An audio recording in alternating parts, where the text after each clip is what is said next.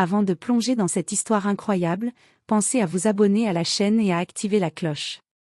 Ici, chaque récit a quelque chose à dire, et vous ne voudrez pas en manquer un seul.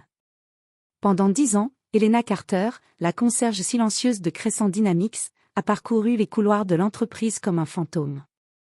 Personne ne se souvenait vraiment de son visage, encore moins de son nom. Elle était la femme de ménage, celle qui essuyait discrètement les traces de café, qui rangeait les salles de réunion après les affrontements des dirigeants, qui ramassait les papiers froissés que personne ne voulait assumer. Chaque jour, avant même que le soleil ne se lève, elle franchissait les portes automatiques du gratte-ciel de verre. Elle écoutait les talons nerveux, les conversations coupées lorsqu'elle passait, le mépris discret ou parfois ouvert. Les cadres la contournaient comme on contourne un obstacle. Les stagiaires lui parlaient comme à une machine. Et dans le bureau du dernier étage, régnait celui que tous craignaient, Nicolas Harlow, le CEO réputé pour son arrogance cinglante et son regard glacé. Il ne lui avait jamais adressé un merci. Jamais un regard. Jamais une trace d'humanité. Pour Nicolas, Helena n'existait pas. Elle n'était pas dans son monde. Et pourtant, personne n'aurait imaginé que cette femme silencieuse, que l'on ignorait depuis 10 ans, avait plus d'importance dans ces murs que n'importe quel membre du comité exécutif. Chaque soir, lorsqu'elle terminait son service et que le bâtiment s'assoupissait, elle montait au dernier étage. Elle nettoyait le bureau du CEO avec une précision presque cérémonielle. Elle regardait les écrans encore chauds, les notes griffonnées dans l'urgence, les dossiers scellés avec des logos de partenaires internationaux. Et parfois, elle souriait. Un sourire imperceptible, presque triste. Car Helena connaissait un secret que personne dans cette tour de verre n'aurait pu imaginer. Dans sa poche, cachée au fond d'un portefeuille usé, elle conservait un document capable de renverser tout l'équilibre de Crescent Dynamics. Un document qui portait un seul nom. Le sien. Mais elle attendait. Avec patience. Avec la précision d'un stratège. Avec la froideur de quelqu'un qui a été témoin des humiliations des autres, et des siennes. Durant 10 ans, elle avait observé Nicolas Harlow, ses colères, ses abus, sa manière de traiter les employés comme des pions. Elle avait observé les caprices des vice-présidents, les décisions injustes, les licenciements cruels. Elle avait vu les larmes dans les toilettes, les jeunes stagiaires quitter le bâtiment tremblant, les employés bons et loyaux brisés par la pression. Et elle n'avait rien dit. Parce qu'elle attendait le moment parfait. Le jour où tout basculerait. Ce jour arriva un matin d'hiver, quand la neige recouvrait les trottoirs et que les écrans du hall diffusaient des alertes rouges. Un scandale de sécurité éclatait, menaçant de faire s'effondrer l'entreprise. Nicolas descendit en furie, renversant presque une plante au passage, lançant des ordres sans logique, hurlant comme un naufragé. Ses yeux tombèrent alors sur Helena, agenouillée au milieu du hall, ramassant les éclats d'une cafetière brisée par la panique. Il ne le savait pas encore. Mais ce matin-là, la femme qu'il avait ignorée pendant 10 ans allait mettre fin à son règne. Ce matin-là, la concierge allait déclencher la chute du CEO. Et personne, absolument personne, ne savait qu'elle était mariée à l'homme le plus puissant de l'entreprise. Ni que c'était elle, et non Nicolas, qui détenait la véritable clé du pouvoir. Le hall de Crescent Dynamics n'avait jamais été aussi chaotique. Des alarmes silencieuses clignotaient en rouge sur les écrans géants. Fuite massive de données. Risque de perte financière colossale. Les employés couraient dans tous les sens. Des téléphones sonnaient. Des discussions agressives éclataient à voix basse. Les badges tremblaient entre les doigts nerveux. Au milieu de ce tumulte, Helena Carter balayait les débris de verre d'une cafetière explosée sous les mains tremblantes d'un assistant. Elle travaillait lentement, méthodiquement, comme si le monde autour d'elle ne brûlait pas. C'est alors que la porte vitrée de l'ascenseur du dernier étage s'ouvrit brutalement. En sortit Nicolas Harlow, costume bleu nuit, visage fermé, regard de rapace. Son pas résonna comme un coup de marteau contre les dalles de marbre. Il avançait, cherchant qui accuser, qui écraser, qui humilier. Il vit Helena. Et comme d'habitude, il s'adressa à elle comme on s'adresse à un objet. « Et, vous ? La concierge ? Dépêchez-vous, vous gênez tout le monde. On n'a pas besoin d'un obstacle supplémentaire aujourd'hui. » Plusieurs employés se figèrent. L'un d'eux baissa les yeux. Un autre s'éloigna pour ne pas être impliqué. Elena continua de ramasser les débris, sans se presser. Ses mains tremblaient légèrement, non pas par peur, mais par colère contenue. Nicolas s'approcha d'elle, son ombre recouvrant la sienne. « Est-ce que je me suis mal exprimé ? Le sol devrait déjà être propre. Vous êtes là pour ça, non ? » Elle releva la tête. Pendant 10 ans, elle avait enduré ce ton. Elle avait encaissé, avalé, ignoré. Mais aujourd'hui était différent. « Je fais mon travail, monsieur Harlow. Mais peut-être que si vous cessiez de hurler sur tout le monde, personne ne ferait tomber d'objet. » Une onde de choc traversa le hall. Les employés se figèrent comme si un tremblement de terre venait de secouer l'immeuble. Nicolas, lui, resta sans voix une seconde. Une seule. Puis il éclata. « Vous vous permettez de m'y faire la morale ? Vous ? Une femme de ménage ?» Elena se redressa lentement, sa tenue simple contrastant avec le marbre brillant du sol. « Une personne, monsieur Harlow. Pas un objet. Ni un obstacle. » Il serra les dents, blême de rage. « Je peux vous virer sur le champ. » D'un claquement de doigts. « Vous n'êtes rien ici. Absolument rien. » Elena rangea calmement les morceaux de verre dans la poubelle roulante. Puis elle répondit, presque doucement. « Vous faites une grave erreur, monsieur Harlow. Et ce matin, c'est vous qui ne réalisez pas qui vous avez en face de vous. » Nicolas éclata d'un rire nerveux, presque hystérique. « Et qui serais-je censé avoir en face de moi ? La reine d'Angleterre ? » Elle soutint son regard sans ciller. « Vous le saurez bientôt. » Là, pour la première fois, une lueur passa dans les yeux de Nicolas. Pas du mépris. Pas de la colère. De l'inquiétude. Elle fit un pas vers l'ascenseur, laissant derrière elle le hall silencieux et un CEO qui, pendant une seconde, douta de son propre pouvoir. Et ce doute allait le détruire. L'après-midi s'écoula dans une ambiance de panique contrôlée. Dans la salle de crise du 12e étage, les ingénieurs criaient des chiffres, les analystes débattaient, et les écrans affichaient d'interminables lignes de code corrompues. Nicolas Harlow, lui, tournait en rond comme un lion en cage. Ses tempes pulsaient. Sa mâchoire grinçait. Chaque minute qui passait renforçait sa conviction, quelqu'un dans cette entreprise, essayait de le faire tomber. Et ce regard que lui avait lancé Elena dans le hall. Ce regard qu'il n'avait jamais remarqué auparavant. Il n'arrivait pas à l'effacer de son esprit. Comme si elle savait quelque chose. Comme si elle avait toujours su. Il secoua la tête. Ridicule. Ce n'était qu'une concierge. Monsieur Harlow lança brusquement Ethan Blake, directeur informatique. On a identifié la source de la fuite. Nicolas se planta devant l'écran. Et son cœur se serra. La responsabilité n'était pas un accident technique. Ni un hacker externe. Ni une erreur de stagiaire. Les données avaient fuité depuis l'ordinateur de Jonathan Pierce, vice-président et l'ami personnel de Nicolas depuis l'université. Ce n'est pas possible. John ne ferait jamais ça. Ethan posa un dossier sur la table. On a les preuves. Connexion masquée, transaction suspecte, transfert de données à un concurrent.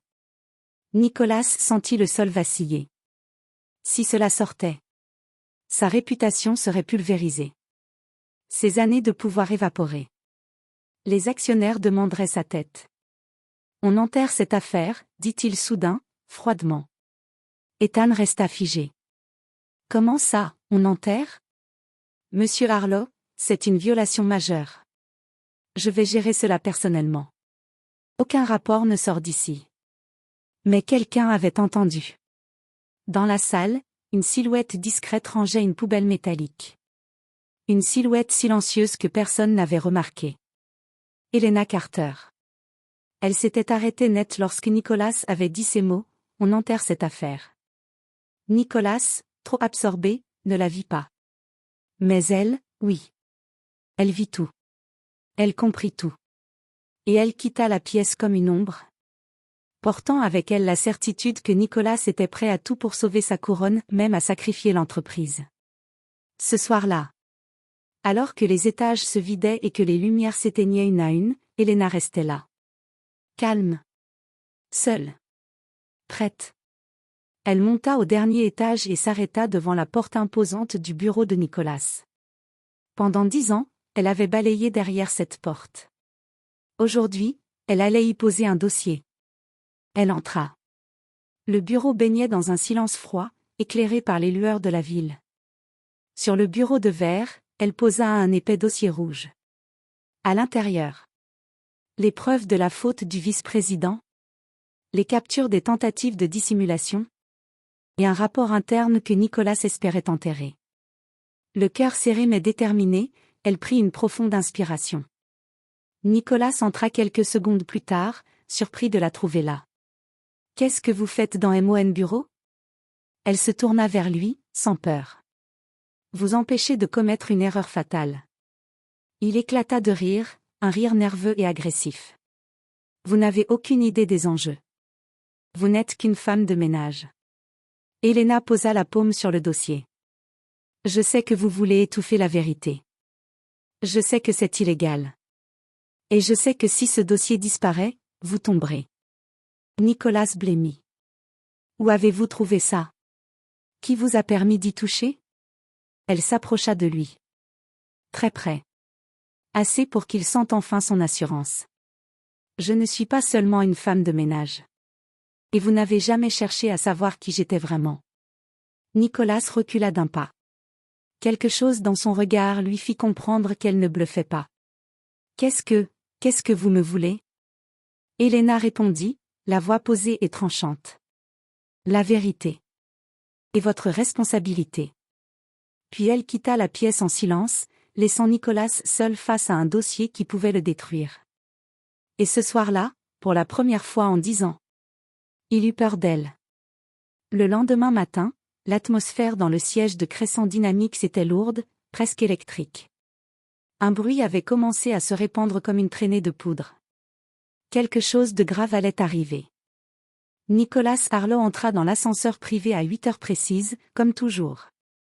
Mais aujourd'hui, les employés qui croisaient son regard ne se détournaient pas seulement par peur. Ils chuchotaient. Ils observaient. Comme s'ils attendaient une catastrophe imminente. Quand il atteignit le dernier étage, ses assistants l'attendaient avec des visages crispés. « Monsieur Harlow, le conseil d'administration demande une réunion urgente. Tous les membres sont déjà dans la salle. » Nicolas sentit un nœud d'acier se former dans son ventre. Une réunion sans son accord? Impossible. Il tenta de reprendre sa posture arrogante. Très bien. Qu'il patiente. Je dois vérifier des documents. Mais l'assistante, Lily Sanders, osant pour la toute première fois le regarder droit dans les yeux, murmura. Ils ont dit, maintenant. Le sol vacilla. Il entra dans la grande salle de conférence. Le silence qui l'accueillit n'était pas ordinaire. C'était celui d'une exécution. Autour de la table ovale, les membres du conseil le fixaient avec une gravité inhabituelle. Certains avaient des dossiers ouverts. D'autres avaient l'air blêmes. Au centre de la table, un dossier rouge. Le dossier qu'Elena avait déposé la veille. Nicolas laissa échapper un souffle tremblant. Qui pouvait l'avoir apporté ici? Le président du conseil, Margaret Lewis, prit la parole. Monsieur Harlow, nous avons reçu des preuves irréfutables que vous avez tenté de dissimuler une violation majeure de sécurité. Nicolas se raidit. Ce n'est pas ce que vous croyez. Ce rapport est confidentiel. Qui vous l'a transmis? Un directeur répondit froidement. La propriétaire majoritaire. Nicolas cligna des yeux, incapable de comprendre. La quoi? L'entreprise n'a plus de propriétaire majoritaire depuis.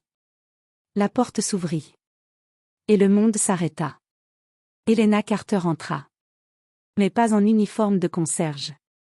Elle portait un tailleur noir, élégant, coupé sur mesure. Ses cheveux étaient attachés. Son visage avait cette assurance déroutante que Nicolas avait seulement devinée la veille. Les membres du conseil se levèrent. Oui, ils se levèrent pour elle. Nicolas resta seul, assis, comme un enfant pris en faute. Elena avança tranquillement, prit place au siège vide à la droite du président du conseil, celui réservé aux propriétaires. Nicolas murmura, la voix tremblante. Qu'est-ce que vous faites ici? Elena croisa ses doigts devant elle. Je suis exactement là où je dois être. Margaret Lewis se tourna vers elle. Madame Carter-Hawthorne, souhaitez-vous prendre la parole? Le sang de Nicolas se glaça. Carter-Hawthorne? Il connaissait ce nom. Tout le pays connaissait ce nom. Hawthorne. Une famille de milliardaires. Les fondateurs de Crescent Dynamics. Les propriétaires historiques, avant de disparaître de la scène publique. Elena prit la feuille devant elle, puis regarda Nicolas directement. Pendant 10 ans, vous avez dirigé l'entreprise de mon mari. Pendant 10 ans, vous avez cru que personne ne voyait vos abus. Vos mensonges. Votre mépris. Nicolas vacilla. Votre mari? Elle hocha la tête. Michael Hawthorne est mon époux. Et j'ai investi discrètement ses parts dans la société jusqu'à en devenir l'actionnaire majoritaire. Un des directeurs ajouta. Effectivement. La majorité absolue des parts est désormais au nom d'Elena Carter-Hawthorne. Nicolas sentit la salle tourner autour de lui. La femme qu'il avait humiliée. La femme qu'il avait ignorée.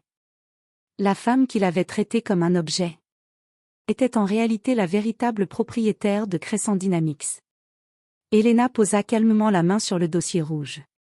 Et je déclare maintenant, officiellement et publiquement, que vous êtes renvoyé pour faute grave, obstruction à la sécurité informatique, abus de pouvoir et mise en danger délibéré de l'entreprise. Nicolas se leva d'un coup, livide. Vous ne pouvez pas faire ça. Pas vous. Elle se pencha légèrement. Oh, si. Je le peux.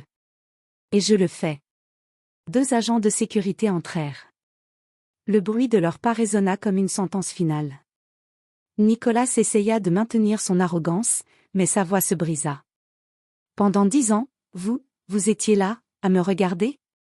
Elena se leva, droite, souveraine. Pendant 10 ans, j'ai observé comment vous traitiez les gens. Aujourd'hui, la justice est rendue. Nicolas fut escorté hors de la salle, incapable de prononcer un mot de plus. Et ce jour-là, dans toute l'entreprise.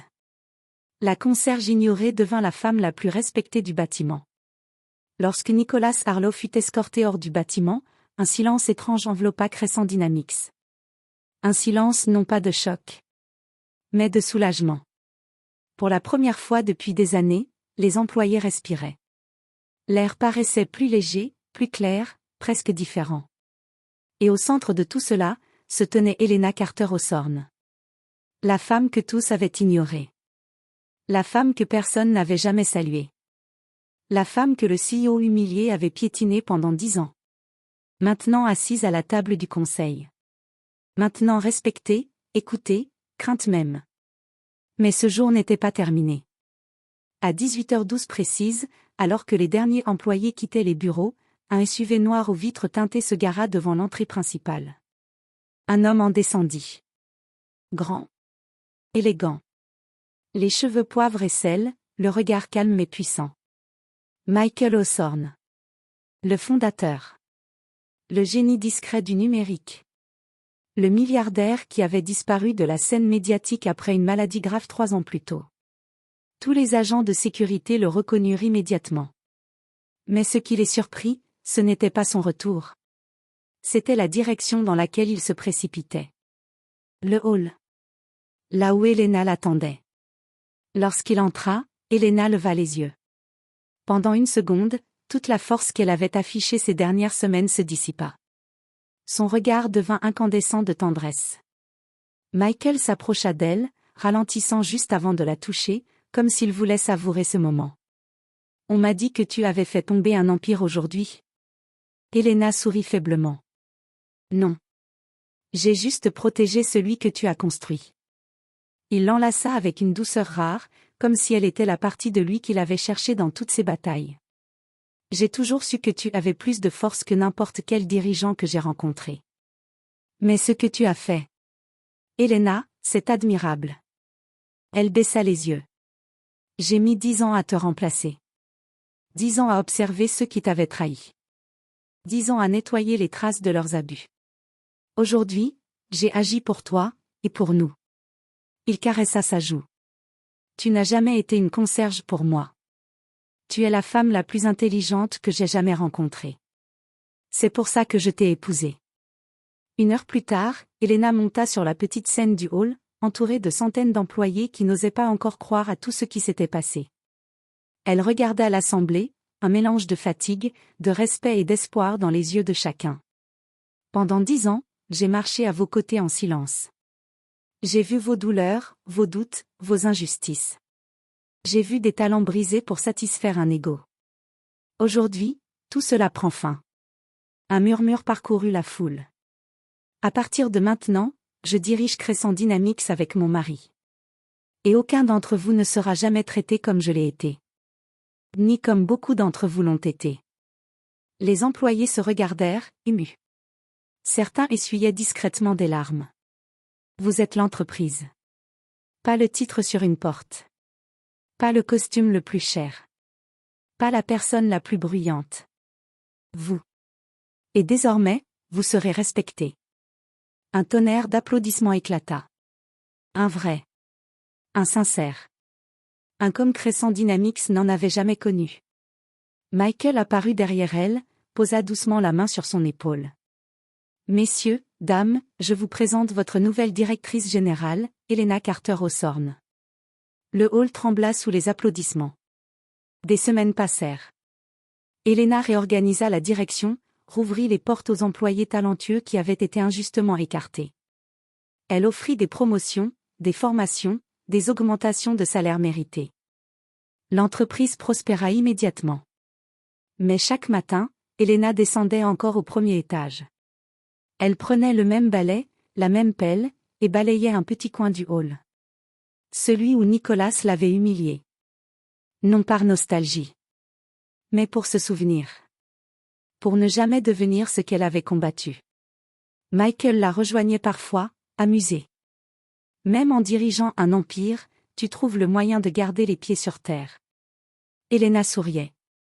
Ce n'est pas en montant qu'on se perd. C'est en oubliant d'où l'on vient. Et dans toute l'entreprise, une vérité devint légende.